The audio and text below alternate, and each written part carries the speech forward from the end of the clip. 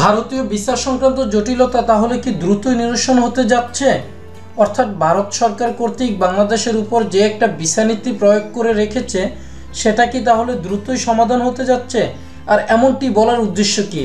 হ্যাঁ বন্ধুরা, আমি রাকিব আপনাদেরকে আবারও স্বাগত জানাচ্ছি ইন্ডিয়ান ভিসা রিলেটেড আরেকটি নতুন ভিডিওতে। আজকের ভিডিওটি খুবই গুরুত্বপূর্ণ এবং কি তথ্যবহুল একটি ভিডিও।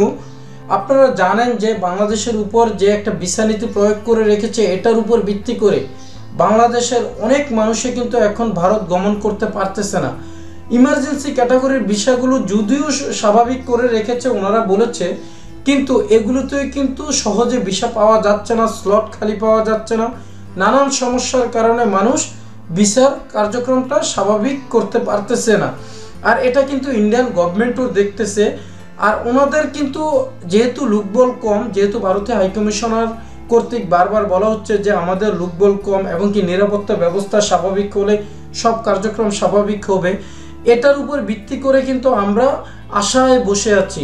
যেহেতু ভিডিওর প্রথমে আমি বলেছি ভারতীয় ভিসা সংক্রান্ত জটিলতা নিরসন হওয়ার পথে, এই কথাগুলো বলার উদ্দেশ্য হচ্ছে একটা অথেন্টিক সূত্র থেকে প্রাপ্ত বাংলাদেশে আগামী মাসে ভারতের সরকার কর্তৃক একটা প্রতিনিধি দল গমন করবেন। অর্থাৎ বাংলাদেশে ওনারা ভিজিট করে ওনারা যদি দেখে সবকিছু স্বাভাবিক, নিরাপত্তা ব্যবস্থা এবং কি রাজনৈতিক স্থিতিশীলতা বিরাজমান, তখনই ওনারা ভারত সরকারকে একটা মেসেজ দিবে যে, অথবা ওনারা যে রিপোর্টটা দিবে ওই রিপোর্টের উপর ভিত্তি করে বাংলাদেশের এই ভিসা কার্যক্রম স্বাভাবিক হবে। তবে এখানে একটা কথা রয়ে যায়, যদি ওনারা দেখে যে না বাংলাদেশে এখনো ওই অবস্থা বিরাজ করতেছে না যে ভিসার কার্যক্রম একদম স্বাভাবিক করে দেওয়া যাবে, তাহলে কিন্তু ভিসার কার্যক্রম এত তাড়াতাড়ি অথবা সহসাই স্বাভাবিক হবে না। তবে এই নিউজটা আমার কাছে সুখবরই মনে হচ্ছে, কিছুটা হলেও সুখবর। কারণ যেহেতু সবাই বলতেছিল যে বাংলাদেশে হয়তোবা আর ভিসা কার্যক্রম স্বাভাবিক করবে না, অর্থাৎ ভারতের সরকার আর চাচ্ছে না ট্যুরিস্ট ভিসা বাংলাদেশিদেরকে দিতে, অনেকেই কিন্তু এই গুঞ্জনটা ছড়িয়ে দিচ্ছেন।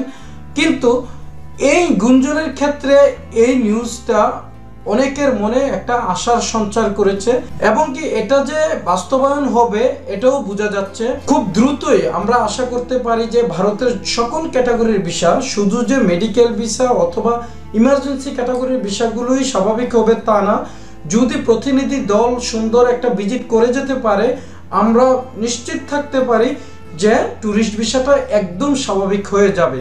তবে গণহারে আর ভিসা দেওয়া হবে না, এটা কিন্তু নিশ্চিত হওয়া যায়। কারণ গণহারে এই কারণেই দিবে না, এখন থেকে ওনারা সবকিছু যাচাই বাছাই করে অথেন্টিক এবং কি কোনো ফেক ডকুমেন্ট দেওয়া যাবে না এবং কি অথেন্টিক ডকুমেন্ট দেখেই ওনারা কিন্তু ভিসা দিবে।